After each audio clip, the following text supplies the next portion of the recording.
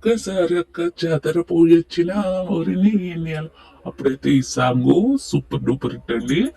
చక్క మేడారం వచ్చేసినాం. ఈ తాడువై కాడ ఫస్ట్ ఎంట్రింగ్స్ ఇలా పెట్టేశారు. సూపర్ అంటే సూపర్ ఉంది. తోపు అసలు ఎలా ఉండాలి, వాళ్ళ సాంప్రదాయంలో వాళ్ళు వేసుకున్నాయి, వాళ్ళు వేసే డ్యాన్స్ అన్ని దీని మీద చూపెట్టిండ్రు. సూపర్ అంటే సూపర్ ఉంది. అక్కడనే ఒక ½ అవర్ కంటే ఎక్కువ టైం పడుతుంది.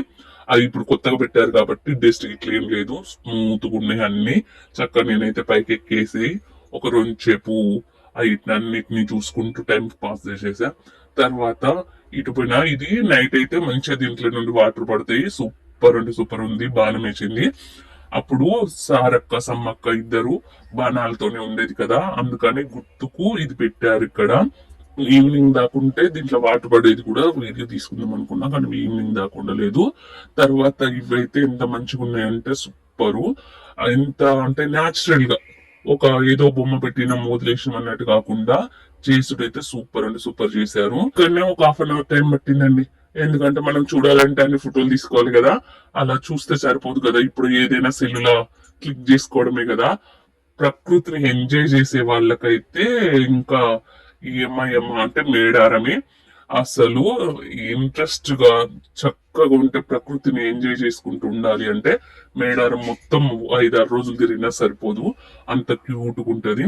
చక్కగా వెళ్తుంటే ఇది బస్ స్టాండ్. ఇంకా బస్ స్టాండ్ నుండి మేడారం ఇన్నే బస్సులు వెహికల్స్ అన్ని ఇక్కడనే ఆపిస్తాను, లోపలికి పోనిస్తలేరు.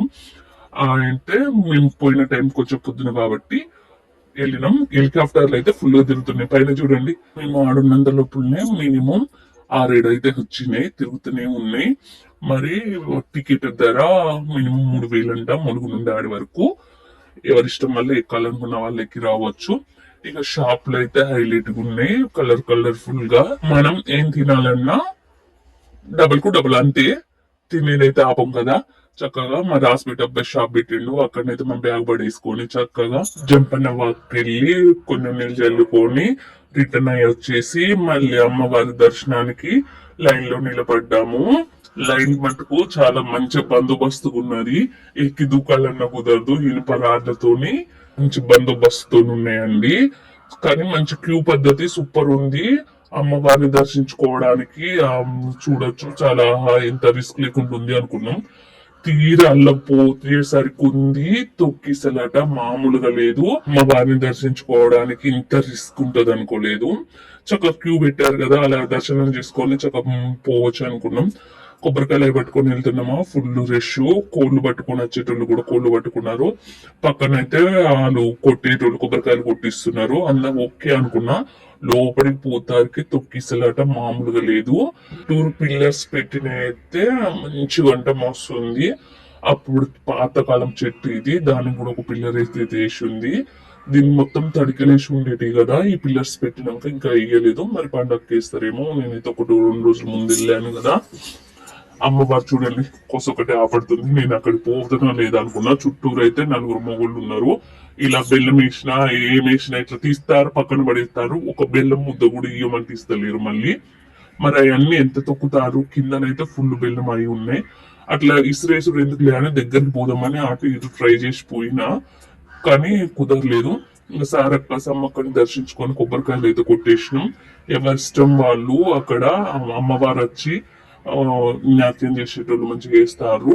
కానీ అక్కడైతే బెల్లం ముద్ద ఇట్లా ఇసిరేయంగానే తీసేస్తారు, కానీ తిరిగి అయితే ఎవరికి ఇస్తలేరు వాళ్ళు. అంతమంది ఉన్నారు కానీ ఇంత క్యూ పద్ధతి అన్ని చేసిర్రు. దాన్ని అయితే ప్రసాదాన్ని మనం తీసుకొని ఇవ్వట్లేరు అక్కడ నుండి వాళ్ళు. ఎంతో కొంచెం ఇవ్వాలి కదా, పోయేదే అందుకు భక్తులందరూ. మళ్ళీ ఇచ్చింది తిరిగి ఇవ్వట్లేరు వాళ్ళైతే. నాకు మంచిగా అనిపించలేదు. ఆ రక్క గద్దె చుట్టూరు కూడా ఆర్చులు వస్తున్నాయండి. ఇవైతే మనకు తెలియదు కదా, వీటి ఆర్చ్ల మీద వేసినాయి. ప్రతి టెంపుల్ కి ఎలా ఉంటాయో అలానే వాళ్ళ నాగరికత మొత్తం వేసేసారు. చాలా అంటే చాలా బాగుంది. సమ్మక్క సారక్క కంప్లీట్.